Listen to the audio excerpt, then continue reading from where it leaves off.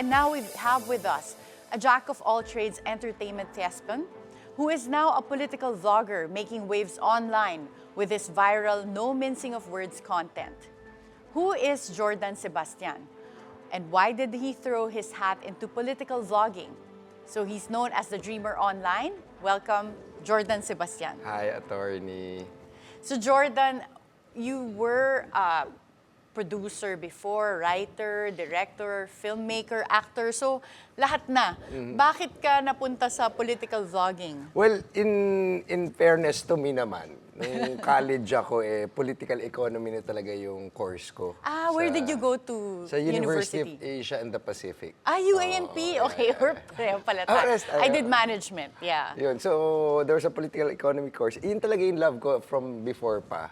Pero on the side, syempre, gusto ko rin yung theater, yung arts. And people ask me, from political economy, bakit ako nag-film? Bakit ako nag-entertainment? Oo nga naman, pero bakit? Sa utak ko, it's one and the same eh. Parang influence. Is it? Politics is all about influence. But the artist part requires a lot of talent.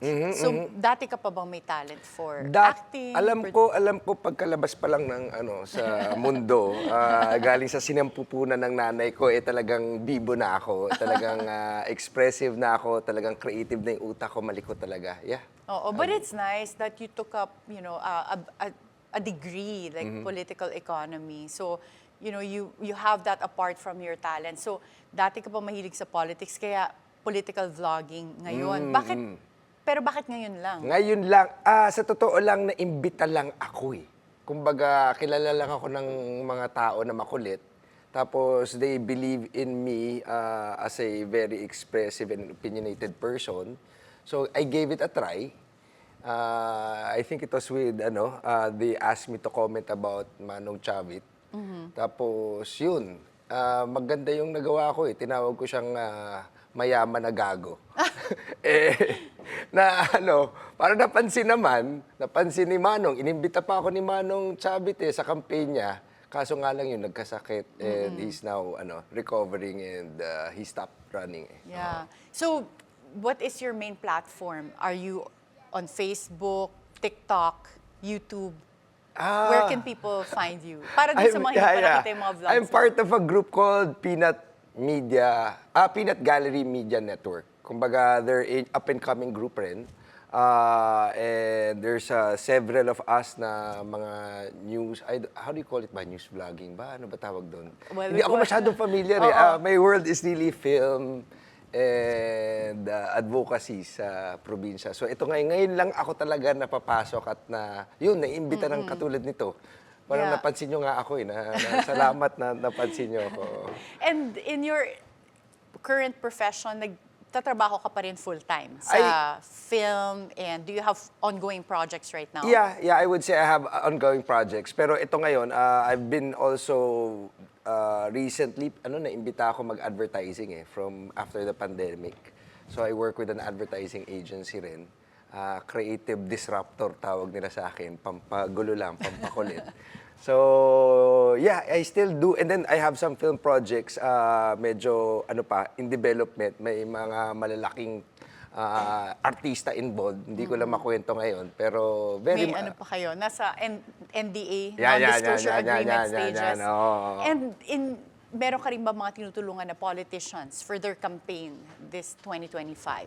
Initially, talaga, it was really, primarily, I really believed in Manong Chavit.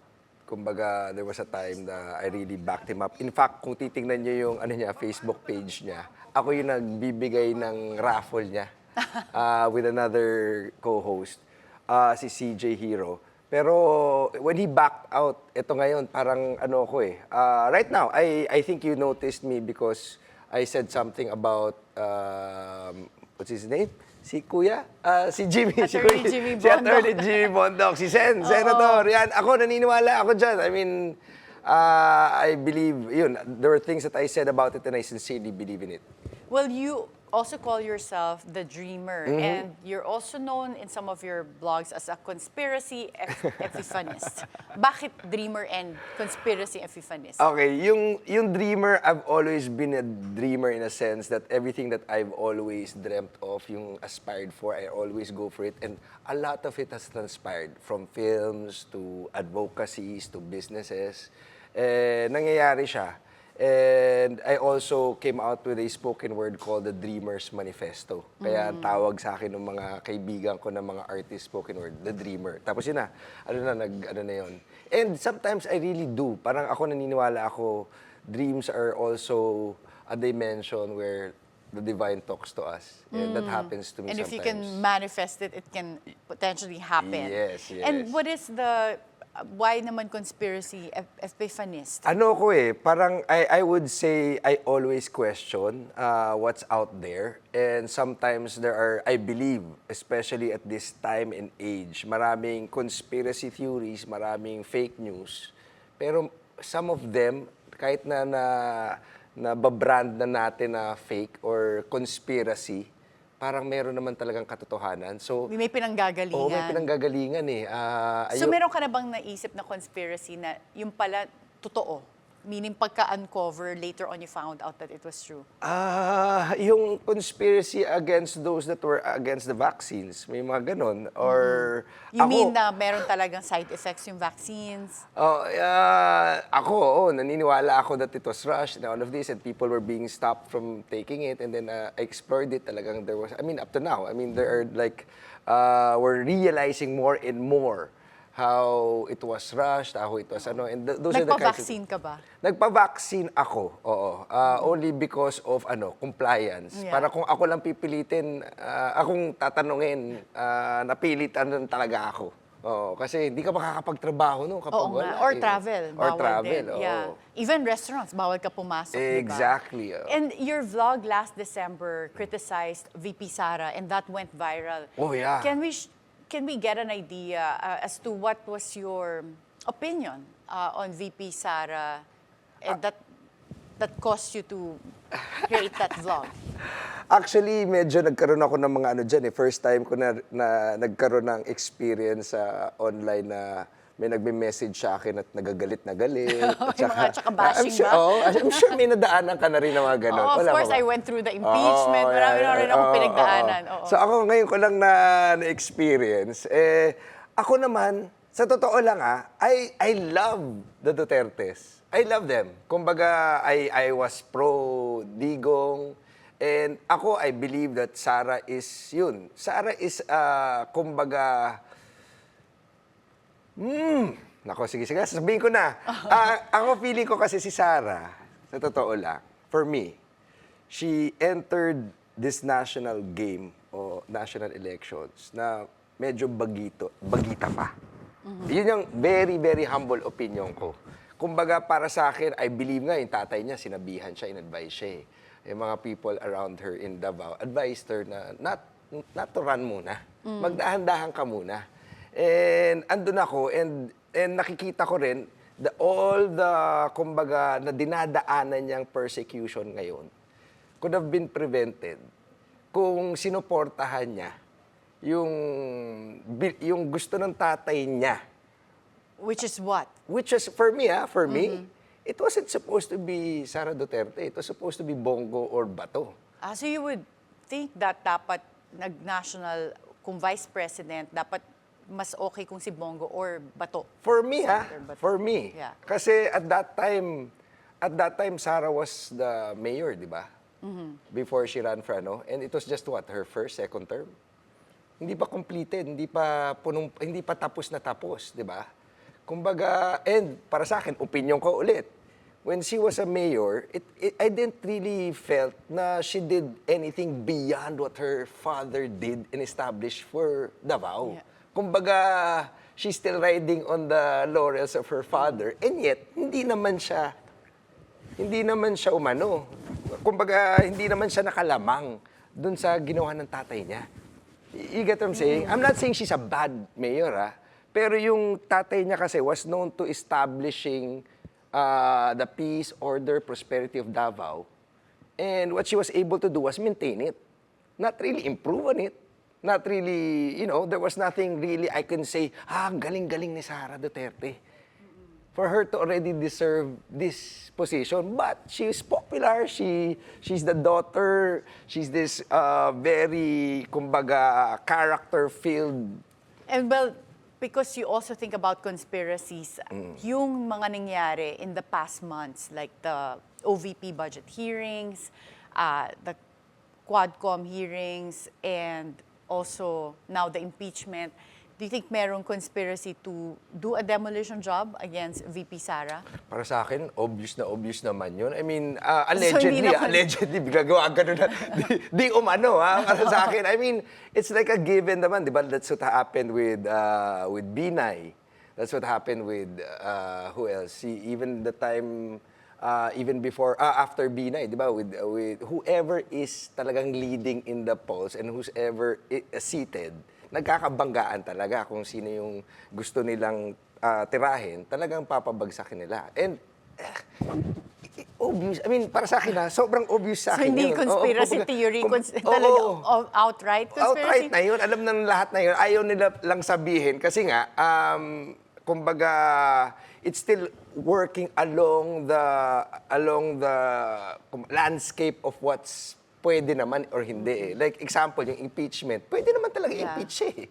I mean, it's part of our constitutional process. But you think, as you said, yung dahil bagita pa siya, this could have been prevented, meaning dapat hindi muna siya sumalan sa national if she wasn't ready to face all of this. Yes, and I believe she should have really strengthened her relationship with her own father's political group.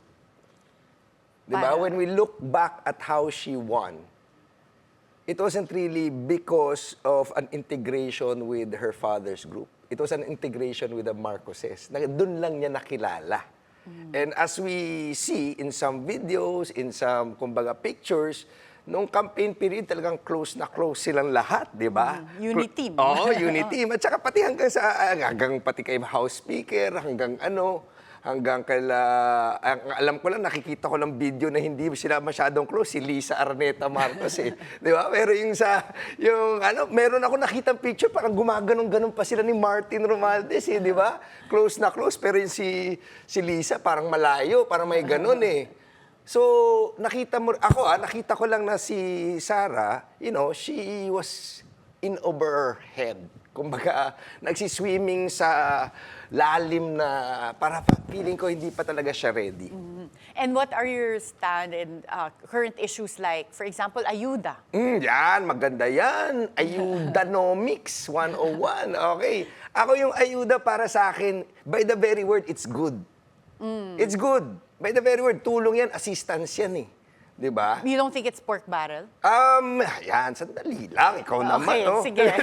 Pinangungunahan na kita, okay. Hindi, pero by the very word, it's good. I mean, times na nag-pandemic, di ba, tayong lahat gustong-gusto natin may ayuda tayo. Kasi daming nawalan ng trabaho eh, di ba? Pero yun nga, magagaling ang mga, legislators, they were able to really use and do something that's good and use it for their own interest, yung mga political interest. And yun nga, ang nangyayari ngayon, sa totoo lang, nagkakapilian eh. Allegedly, dun sa grassroots, sa mga babaan talaga, nagkakapilian kung sino may ayuda, sino wala eh. Sino yung kapag kakampi ka ni barangay captain or kakampi ka ni mayor, nagkakaroon ka eh. Pero yung mga iba dyan, marami. Oo, dahil kalaban. Gigil na gigil ka. Okay. Sige, so what about this proposal? Merong isang kongresista na nag-propose ng death penalty para sa mga politikong mapatunayang corrupt. Good luck kung mapasa. Ilang ang sabi ko. I mean, it's not in this, kumbaga, in this round. Hindi. Ito sabihin ko. Depende sa midterm elections ngayon. Kung gaano ka tatag yung maisog na yan, yung mga grupo na yan na talagang sila Attorney Vic, sila di ba, yung may mga gano'n na gusto talaga nila, death penalty sa mga corrupt, di ba? Balik ang death penalty, firing squad. Ako personally, okay ako. Personally, kasi parang, rampant na yung plunder at saka parang, ano yung sinasabi nila, may impunity. Oo, Para may with impunity na impunity. Umabot tayo sa point, parang kakapal na ng mukha ng mga politiko na wala na silang pigil sa corruption nila Parang ganun yung nararamdaman ko. And I'm sure marami sa kababayan natin, ganun din nararamdaman Oo nga. And I can feel so much your passion about this issue. But yeah, tama ka, medyo sobra-sobra na. But good luck, tingnan natin kung kaya ipasa. Yan. Kasi sila rin ang papasay, yung mga Yung mga nandun din sa So, Congress. gagawin nila? Gagawa ako ng batas para mamatay ako, para malabo ata yun. At this time. Okay. And you have criticized a lot of politicians in your vlogs. The Dutertes, na kahit sila, you didn't spare them. The liberals. But people have noticed that hardly PBBM, hardly President Bongbong Marcos. Why is that? Do you think marami bang nagagawang maganda si President Bongbong Marcos? Sa totoo lang? Hindi, gustong-gusto ko yung ginawa niya sa Gusto ko yung ginawa niya yung stand niya doon sa sex education for the school. You're familiar with that? Yung You mean the bill, yung Senate Bill 1979. 1979. Para sinabi niya, wag na yan, yung version na yan, hindi yan papasa, walang kwenta yan. Parang gumanon siya tungkol doon I kind of agree with him at that point. Okay? With that, yun lang ang gusto ko. Sa lahat ng ginagawa niya, para sa akin, kaya ako hindi siya kinikriticize, sa totoo lang, masama ang loob ko. I believe in the unity team I believe in the unity team. I didn't vote for, kumbaga, Sara Duterte and BBM. I voted, personally, I believe in the continuity of Digong. Or I believe in continuity, period. So not necessarily that it was President Duterte that should continue in terms of yung programs niya, but more of a continuity in the government. Ako, I believe, like many Filipinos, the system is broken. It starts with the election period Di ba meron pa nga, wala pa tayong election, they're already spending billions of pesos on the national level, di ba? Wala pang campaign season. Billion na sinispend nila. So palagay marami nasasayang na pera because of the elections. That is the root of our problem of this tawag ko nga, democracy. Kaya pala democracy. Oo, kasi kumukurap na sila. Okay, Jourdan, since kulang tayo sa time, dapat pala one full episode ka. Okay, I will go through names kasi sabi nga nila, di ba? You had a vlog in January 23 that you talked about celebrities going into politics. So I will mention names, yung mga tatakbo to na mga celebrities. Sabihin mo lang kung may K or walang K para tumakbo. So we'll start with... So I'm putting you in the hot seat. Diba? Wala naman siguro. Starting with Willie Revillame. Ako may K. Okay. Wala nang explain. Wala na explain. Okay. Philip Salvador. Ayos lang. Hindi sa may K. So gitna. Okay. Next, Tito Soto. Ayos lang. Bong Revilla. Ayos lang. So, ayos lang is walang K? Parang ganon. Okay. Na mas diplomatic. Okay, next. Lito Lapid. Ayos lang. Okay.